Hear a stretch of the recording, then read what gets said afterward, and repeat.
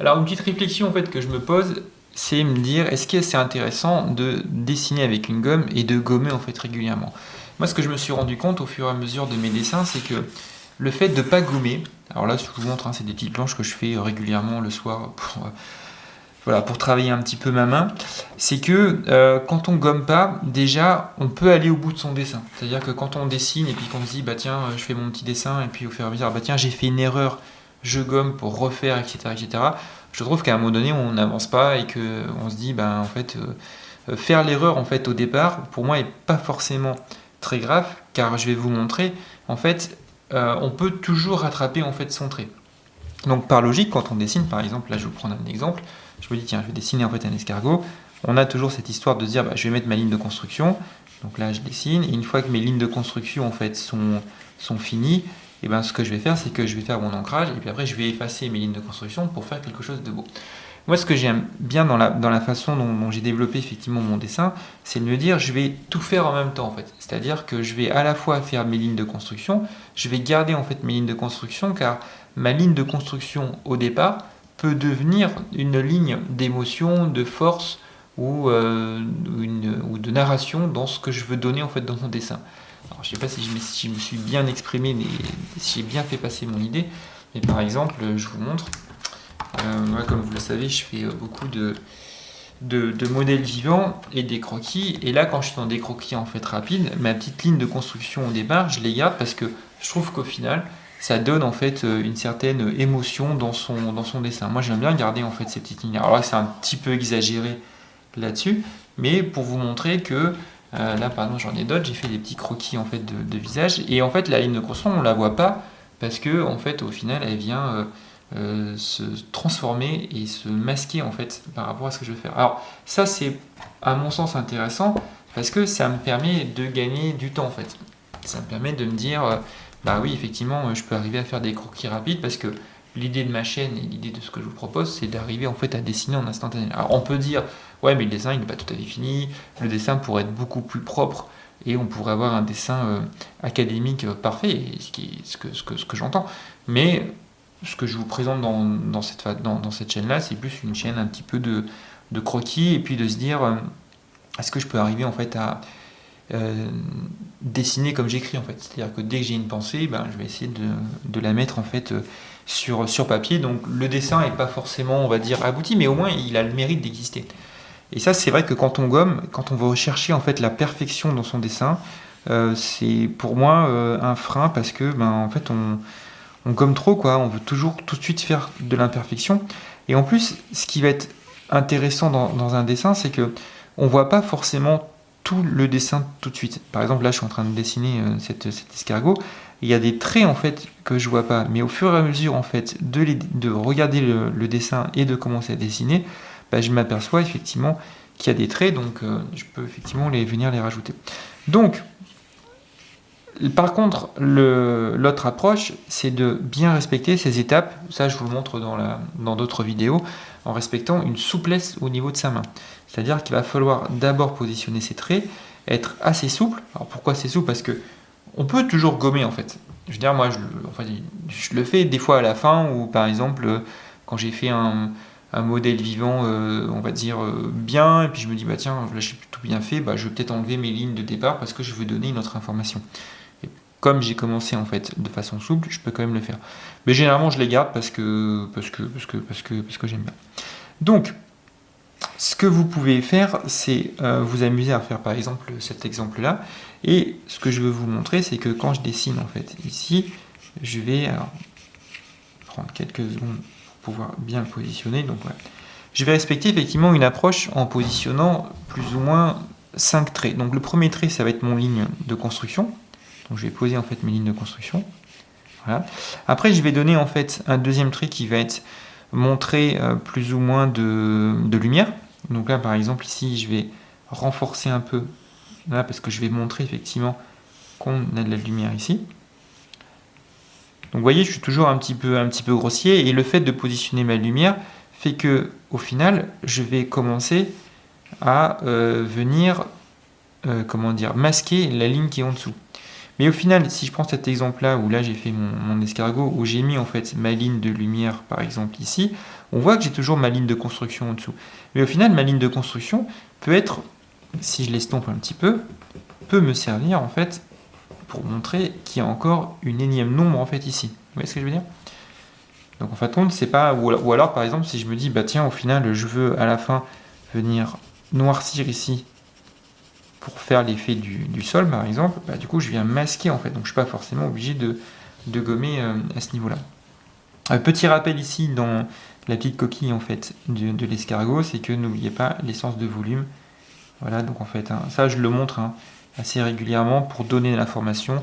Donc dans mon trait, je vais mettre mon trait de construction, je vais mettre en deuxième point mon trait de la lumière, et après je peux mettre mon trait de volume qui va me permettre à ce niveau-là de montrer le volume de mon dessin. Alors, je m'excuserai, je ne vais pas le faire parfait, mais c'est juste pour vous montrer les exemples.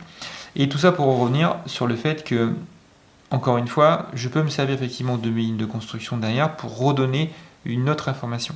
Ce qui peut être intéressant, alors je n'ai peut-être pas pris le bon exemple en termes de vitesse par rapport à un escargot, mais mes lignes de construction au départ, quand j'évite de les effacer, peuvent me donner au fait, aussi une indication dans le sens de la vitesse ou du déplacement. Par exemple, ici, j'aurais pu, maintenant que j'avais mes lignes, les accentuer un petit peu pour montrer effectivement que l'escargot en fait est dans une approche de déplacement. Le fait aussi de ne pas gommer, moi je me suis rendu compte qu'on trouve en fait des solutions.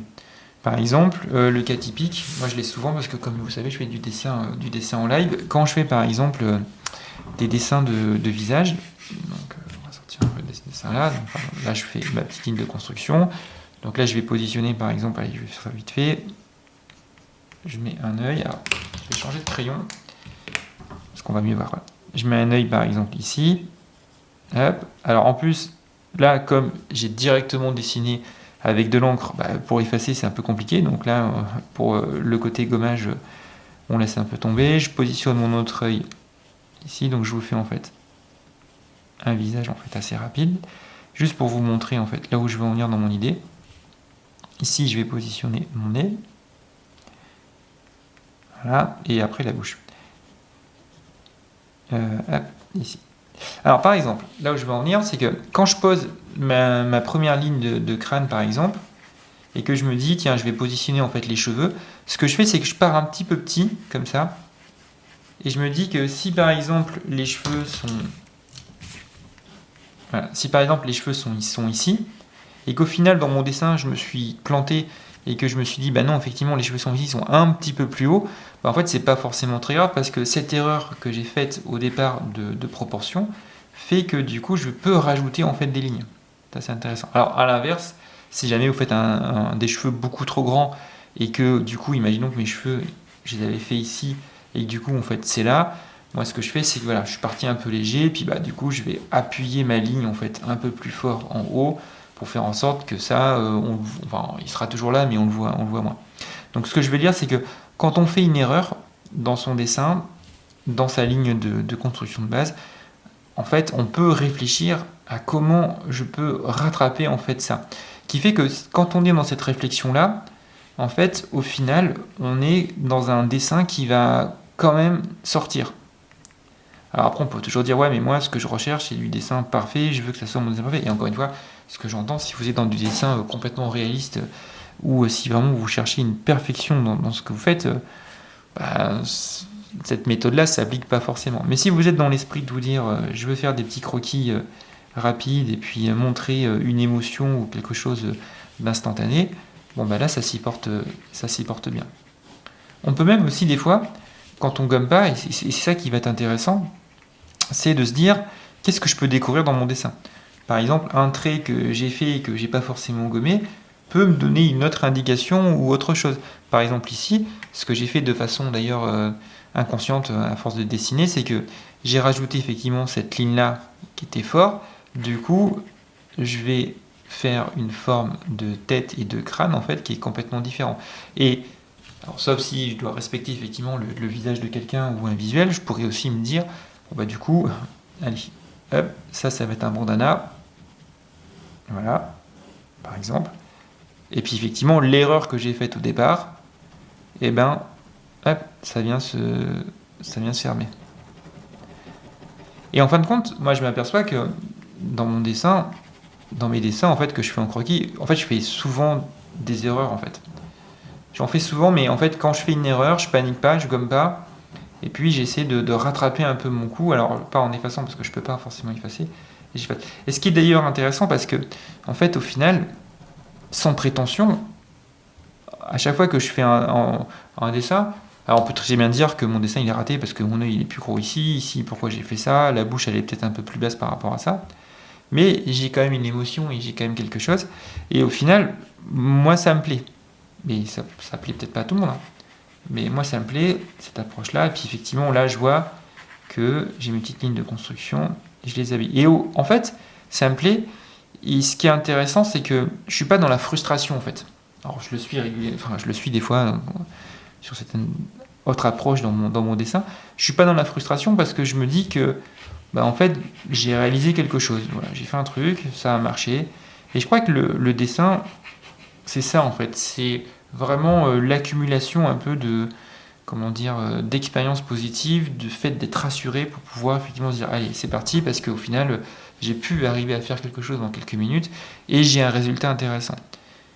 Mais excusez-moi encore d'insister et de me répéter là-dessus, sur quelque chose qui, pour moi, me convient, mais qui, effectivement, demain, ça plaît peut-être pas à tout le monde, hein, ce style de dessin. Mais au moins, il a le mérite d'exister. Alors, ce que je vous propose, bah, en fin de compte, c'est un peu de vous lâcher, quoi. C'est-à-dire que essayez de faire un peu cette méthode, essayez de vous dire, bah, je vais mettre mes lignes, et puis, même si mon dessin est raté, n'abandonnez pas, en fait. Essayez de voir comment vous pouvez sortir quelque chose, en fait, en sortant un peu du cadre de la photo ou du cadre du contexte, en essayant de vous dire, voilà, parce que vous, en fait, l'erreur, vous l'avez peut-être vue, mais en fin de compte, les gens, ou même si vous montrez votre dessin et tout, ils l'ont peut-être pas forcément vu à ce moment-là. Voilà, et bah écoutez, j'ai fini sur cette vidéo. N'hésitez pas, si vous voulez aller voir d'autres vidéos que je fais en fait sur ma chaîne YouTube, si vous voulez vous abonner, et ben c'est avec grand plaisir. Et puis ben, je vous souhaite en fait de bons dessins à tous.